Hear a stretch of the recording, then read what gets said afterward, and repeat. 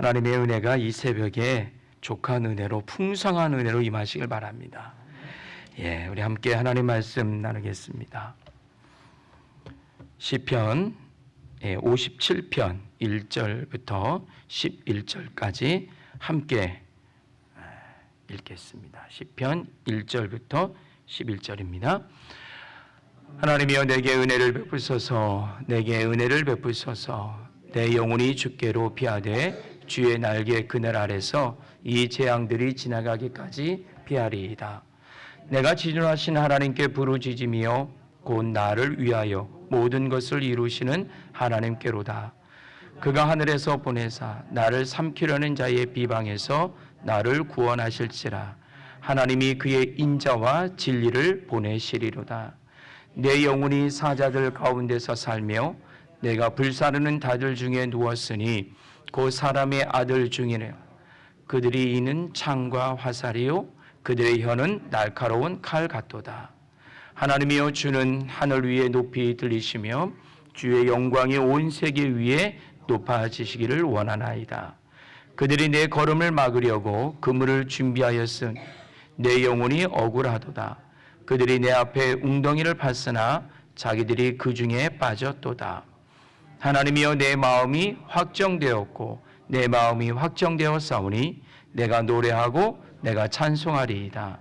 내 영광아 깰지어다. 비파와 수금아 깰지어다. 내가 새벽을 깨우리로다. 주여 내가 만민 중에서 주께 감사하오며 문 나라 중에서 주를 찬송하리이다. 무릇 주의 인자는 커서 하늘에 미치고 주의 진리는 궁창에 이르나이다. 하나님이여 주는 하늘 위에 높이 들리시며 주의 영광이 온 세계 위에 높아지시기를 원하나이다. 아멘. 오늘 함께 읽은 시편 57편의 말씀은요, 사무엘상 24장의 말씀을 그 사건을 배경으로 하고 있습니다. 사무엘상 24장은 다윗이 사울과 그 사울의 군대에 쫓겨서 그 엔게디 광야라고 하는 곳, 그 엔게디 광야에 있는 그 동굴 속에 숨어 있을 때의 사건입니다. 다윗은 최정예 가장 최측근만 데리고 사울이 본인과 그의 무리들을 죽이려고 하니 엔게디 광야로 급하게 도망을 쳤습니다. 그런데 사울은 3,000명의 정예 군사를 데리고 다윗을 쫓았어요. 한 굴을 발견해서 그 굴 깊은 곳으로 다윗과 그의 일행은 들어갑니다. 사울이 그 굴을 발견하고요, 그 굴 주변에서 다윗을 찾고요, 사울이 다윗을 찾다 피곤해서 동굴 입구에서 잠시 잠을 청하게 되는 사건이죠. 그러자 다윗이 그 굴 속에서 나와 사울의 무엇을 베었죠? 그렇죠. 옷자락을 한 줌 베서 놓고 가는 그런 내용입니다. 그 사건 속에 오늘 시편 57편이 다윗이 그 사건을 생각하며 고백하고 이야기하는 내용이 오늘 본문의 내용입니다. 자, 그렇다면 이 본문은요, 크게 네 가지로 구분이 되는데, 첫째는요, 일단락은 다윗이 하나님의 은혜를 고백하고 하나님의 은혜를 구하는 그런 내용이고요. 두 번째는 다윗이 그때 당시에 그 위급했던 상황들을 이야기하는 내용이고요. 그리고 아주 유명한 말씀이죠. 본인의 마음을 하나님께 정하였다라고 하는 결단과 끝으로 이 모든 내 마음을 정해 하나님을 찬양합니다 라고 하는 이런 크게 네 가지로 구분이 됩니다. 먼저 간단하게 그 단락들을 한번 봅니다. 먼저 하나님의 은혜를 구하는 장면이 나옵니다. 자, 다윗은 우리 성도님들이 다 아시다시피 다윗은 굉장히 큰 위험에 처해 있는 그런 상황이 아니겠습니까? 이 상황 속에서 많은 사람들은 대부분이 이 어려운 상황이 닥치면 어떻게 할까요? 그 상황들을 우리는 나는 지금 굉장히 힘들다. 나는 굉장히 억울해. 나는 이런 것 때문에 굉장히 고통 중에 있어. 라고 우리는 우리의 어려움과 그 고통의 상황들을 계속해서 열거하기 시작합니다. 근데 그것을 누구한테 열거하냐면 많은 사람들에게 이야기해요. 나의 가장 가까운 사람들, 그리고 주변에 내가 아는 사람들, 전화를 하든 메일을 보내든 뭐 카톡을 보내든 다양한 방법으로 내가 어려운 것들을 이야기합니다. 그 이유가 뭘까요? 그렇게 많은 사람들에게 나의 어려움을 토로하는 것은 바로 나를 알아달라는 거예요. 내가 지금 이렇게 어려운 상황이니까. 그리고 더 나아가면 내가 이렇게 어려우니 많은 일을 당신이 내 얘기 들었으니 나에게 달려와 달라는 거예요. 나를 도와달라고 하는 것입니다. 왜냐하면 사람은 알아야 도울 수 있기 때문에 그래요. 그래서 우리는 어찌 보면 우리의 도움이 필요할 때마다 많은 사람들에게 나의 지금의 상황을 말하고 알리는지 모릅니다. 하지만 다윗은 그렇지 않았어요. 자기의 그 어려움, 그 다급한 상황을 사람에게 먼저 설명하지 않아요. 다윗은 먼저 누구를 찾았다? 그렇죠. 하나님을 찾았어요. 오늘 1절 말씀을 보면요. 1절, 2절 계속 말씀을 보면 하나님이요 내게 은혜를 베푸소서. 누구에게 도움을 구했다고요? 하나님이요. 누구의 은혜를 받기를 원했다고요? 하나님. 나의 가까이 있는 사람. 그러니까 우리는 어떤 일을 당하면 요 일은 누가 해결해 줄 수 있어. 그런 게 다 연결이 되지 않습니까? 그렇잖아요. 이거는 맞아. 옛날에 얼마 전에 누가 이런 일을 당했는데 이걸 어떻게 해결했더래. 이런 소리를 들었어요. 그럼 그 사람에게 바로 어떻게 합니까? 그렇죠. 연락을 하죠. 우리 사람의 생각과 구조는 그런 것 같아요. 어떤 어려움이 있고 자기의 다양한 어려움 속에서 바로 사람을 찾아요. 적임자를 찾아요. 근데 다윗은 그렇지 않았다는 거예요. 다윗도 알겠죠. 그에게는 수많은 사람들과 조력자들이 분명히 어떻게 있었을 거예요. 하지만 다윗은 그들에게 자기의 삶을 공경함을 토로하지 않아요. 누구를 찾는다? 바로 하나님이요. 하나님이여 내게 은혜를 베푸소서. 2절 말씀 한번 볼까요? 내가 지존하신 하나님께 어떻게 했다고요? 부르짖으며 곧 나를 위하여 모든 것을 이루시는 하나님께로다. 그렇습니다. 다윗은 이렇게 문제가 있을 때 세상과 사람을 바라본 것이 아니라 하나님께 집중했다라고 하는 것입니다. 어미 날개 속에 숨겨진 아기새를 다윗은 알았던 겁니다. 어미 날개 속에 숨겨진 아기새. 아기새는 위험한 일이 닥치면 바로 어디로 직진합니까? 어미의 품 안으로, 날개 품으로 그대로 들어갑니다. 왜? 그곳이 가장 안전한 곳임을 그 아기새는 알고 있었던 거예요. 다윗도 그것을 알고 있었던 겁니다. 하나님의 날개 품으로 들어가면 나의 그 모든 상황들이, 그 모든 어려움들이 하나님의 그 날개 품 안에서 해결될 수 있다. 그리고 나는 그 날개 품 안에서 어떻게 평안과 안식을 누릴 수 있다. 이것을 다윗은 알고 있었어요. 그런데요, 1절 다시 한번 좀 볼까요? 하나님 1절 말씀 함께 읽겠습니다. 하나님이여 내게 은혜를 베푸소서. 내게 은혜를 베푸소서. 내 영혼이 주께로 피하되 주의 날개 그늘 아래서 이 재앙들이 지나가기까지 피하리이다. 아기새는 어미의 날개품이 본능적으로 들어가요. 본능적으로 들어가요. 근데 다윗은 물론 그의 본능이 있었겠지만 안전한 곳을 찾는 것은 사람의 본능이겠죠. 근데 그것을, 그 안전한 곳을 하나님께 두었다라고 하는 거예요. 하나님께 두었다라고 하는 것은 단순히 본능적으로 갈 수 없어요. 이것은 삶을 통한 습관이에요. 삶을 통한 나의 마음과 생각의 인식과 가치관이에요. 왜? 그 하나님은 나에게 이런 하나님이기 때문에 나는 그 하나님께로 달려갈 수밖에 없다라고 하는 하나님에 대한 분명한 자기의 고백과 신앙과 하나님을 분명히 알고 있었다라고 하는 거예요. 그러나 저와 우리 모두는 우리의 가치와 우리의 생각은 하나님께 두지 않잖아요. 왜? 다양한 일들 속에 다양한 것들을 바라볼 때 다양한 해결책이 있다라고 우리는 생각하고 있어요. 그래서 그 다양함을 쫓아요. 다윗은 그렇지 않았다는 거예요. 오직 하나님께로만 집중했다는 거예요.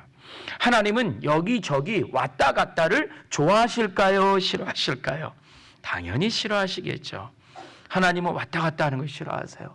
여기저기 끼욱끼욱거리는 거 싫어하세요. 바로 당신의 품으로 어떻게 직행하는 것을 원하고 계신다는 거예요. 왜냐하면 하나님은 우리 인생들의 모든 문제를 품을 수 있는 평안한 그리고 확실한 해결의 날개를 갖고 계시기 때문에 그렇다는 거죠. 3절 말씀 한번 보겠습니다. 그가 하늘에서 보내사 나를 삼키려는 자의 비방에서 나를 구원하실지라 하나님이 그의 인자와 진리를 보내시리로다. 자, 3절 하반절에 하나님이 그의 무엇과 무엇을요? 인자와 진리를 보내시겠다라고 했어요. 인자와 진리는요, 하나님의 성품입니다. 하나님의 성품.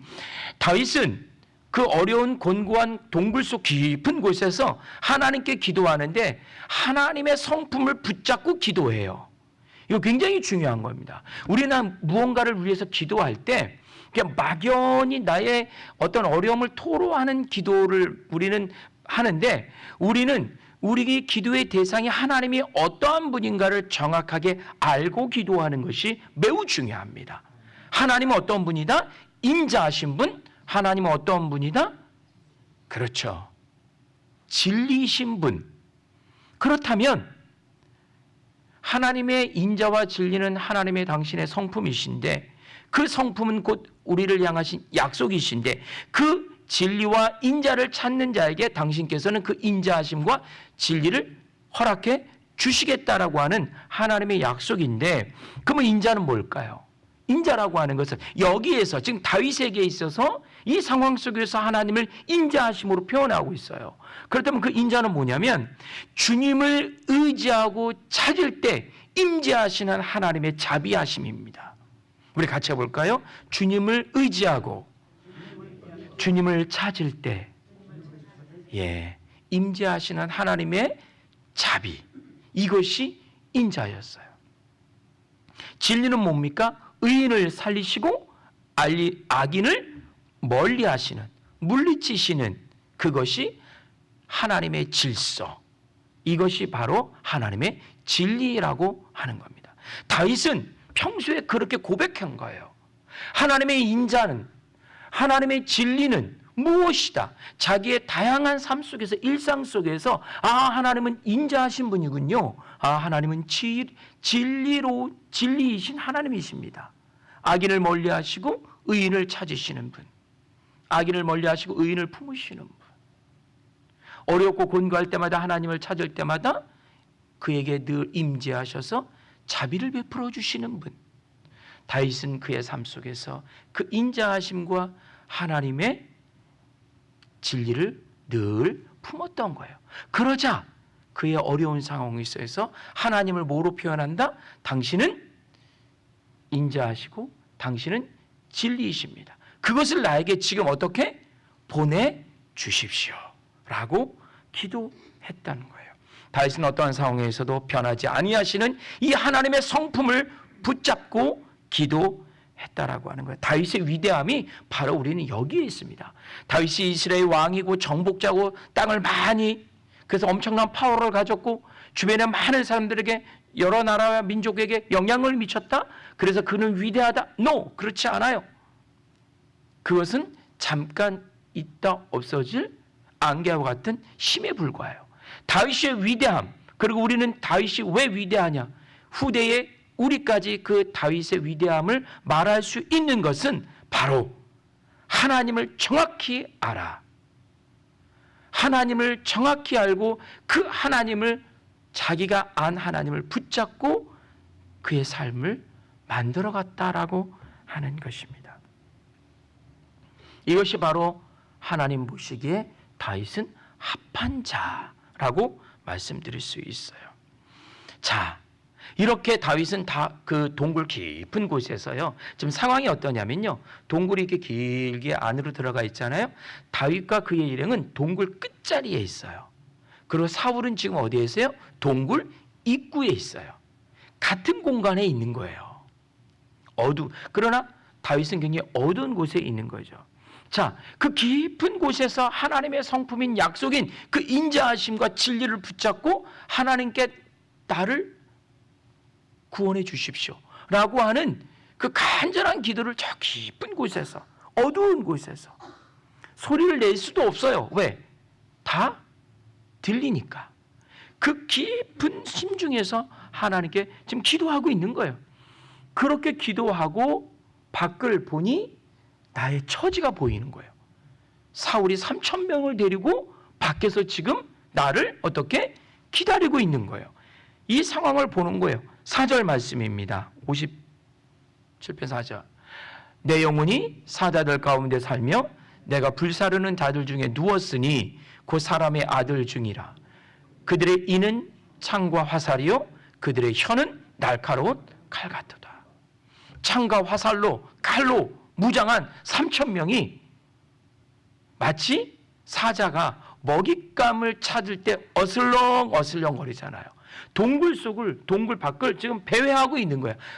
먹잇감을 찾으려고, 다윗을 찾으려고, 다윗의 일행을 찾으려고 무엇으로? 창과 활로, 날카로운 칼로 무장하고 찾고 있는 겁니다. 그리고 6절 말씀 보겠습니다.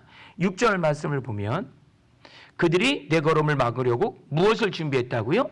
그물을 준비하였사오니 내 영혼이 억울하도다. 그들이 내 앞에 웅덩이를 팠으나 자기들이 그 중에 빠졌더라. 다윗을 잡으려고 웅덩이를 파고 그물을 또한 준비했어요. 다윗이 사울을 이길 수가 있을까요? 없습니다. 절대 이길 수 없습니다. 불가합니다. 사울의 3,000명의 정예 군대와 그들이 만든 준비해온 그물과 웅덩이 속에 다윗은 빠질 수밖에 없어요. 완전히 공포스러운 현실입니다. 사울과 다윗이 이 죽음의 대결은 지금 10년째 하고 있어요. 역사를 쭉 보면요. 다윗과 사울이 그 왕권을 놓고 다툰 게 10년이에요. 쫓기고 이런 죽음의 상황들을 10년째 하고 있는 거예요. 그런데 그 10년을 끝내는 사건이 오늘 엔게디 사건이 될 수 있었어요. 종지부를 찍는 사건이 오늘 사건이 될 수 있었어요. 이 엔게디 동굴이 될 수 있어요. 찬스가 왔어요. 사울이 다윗을 쫓다가 피곤해서 동굴 입구에서 잘 때 다윗이 그 어두운 깊은 곳에서 슬금슬금 나와 사울을 어떻게 죽일 수 있었어요. 근데 옷자락만 뺐어요. 그리고 사울을 살려요. 그리고 사무엘상 24장에 보면 이런 표현을 합니다. 왜 죽이지 않았느냐? 죽일 수 없다. 사울은 하나님이 기름 부음을 통해서 세운 자다. 하나님이 기름 부음을 통해 세운 자를 내가 그 생명을 거둘 수 있다 없다? 없다. 이해할 수 없어요. 절대 이해할 수 없는 사건입니다. 이것은. 왜? 10년의 종지부를 찍는 사건인데 다윗이 이해할 수 없는 행동을 하는 거예요. 정치적 싸움을 10년 동안 하고 있는 거예요. 목숨을 걸고 과감하게 그 숙적인 사울을 죽일 수 있는 것이 맞아요. 죽이는 것이 정당해요. 왜냐하면 사울 역시 3,000명을 데리고 다윗을 죽이려고 왔잖아요. 그렇잖아요. 하지만 다윗은 다른 것을 선택합니다.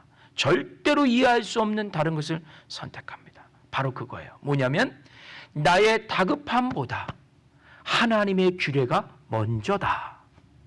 우리 같이 해볼까요? 나의 다급함보다 하나님의 규례가 먼저다.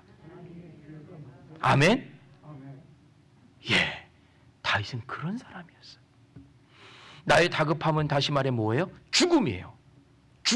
죽음보다 중요한 게 어디 있어요? 이 땅의 인생들에게 죽음보다 중요한 게 어디 있어요? 근데 그 죽음을 죽음의 해결을 포기해요. 나 그냥 죽을 거야. 또 어떤 사울과의 다툼의 상황이 앞으로 어떻게 또 진행될지 몰라요. 이거보다 더 심각한 죽음의 공포가 닥칠지 몰라요. 하지만 다윗은 나의 다급함, 나의 죽음의 위기, 고통보다 하나님의 뜻, 하나님의 규례를 먼저 생각했다는 거예요. 자기의 위기 상황 속에서도 하나님을 먼저 생각하는, 오히려 그 하나님 때문에 손해볼 수 있는데, 왕권을 갖는데 하나님이 그 규례가 장애가 될 수도 있는데 그가 선택한 것은 하나님의 마음, 하나님의 질서, 하나님의 의를 선택했다는 거예요. 그러자 바로 다윗이 한 결단이 있어요. 그것이 바로 그 보배로운 말씀 7절이에요. 오늘 본문의 핵심 말씀입니다. 함께 읽겠습니다. 하나님이여, 내 마음이 확정되었고 내 마음이 확정되었사오니 내가 노래하고 내가 찬송하리이다.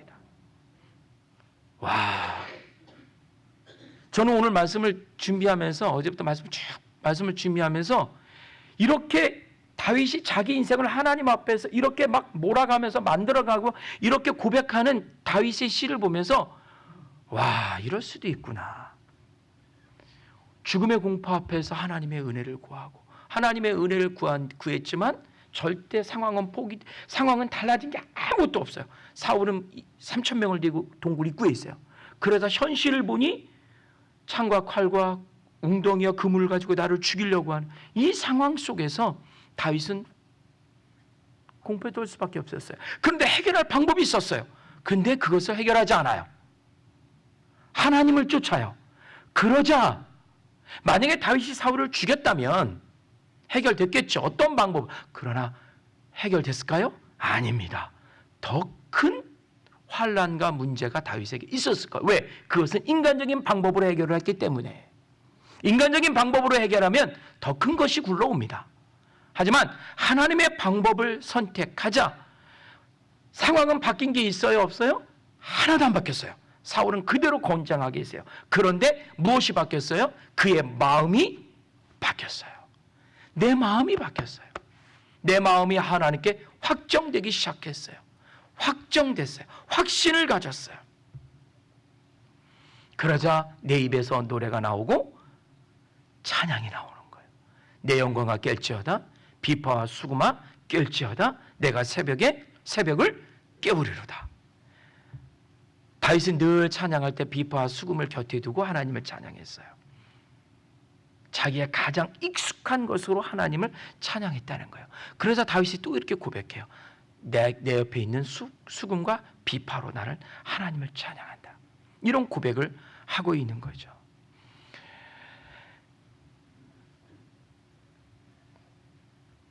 우리는 다양하고 큰 문제 가운데 우리의 방법을 찾을 때가 너무나도 많이 있습니다. 그러나 그 문제는 또 다른 문제를 만들어내죠. 하지만 하나님의 방법을 찾으면 그 미래를 하나님께 맡길 수 있는 것이고요. 아기 새가 어미 날개에 숨어서 평안을 누리듯이 영원한 평안을 하나님으로부터 약속받게 되는 것입니다. 그러나 상황은 달라진 게 아무것도 없어요. 아무것도 없어요.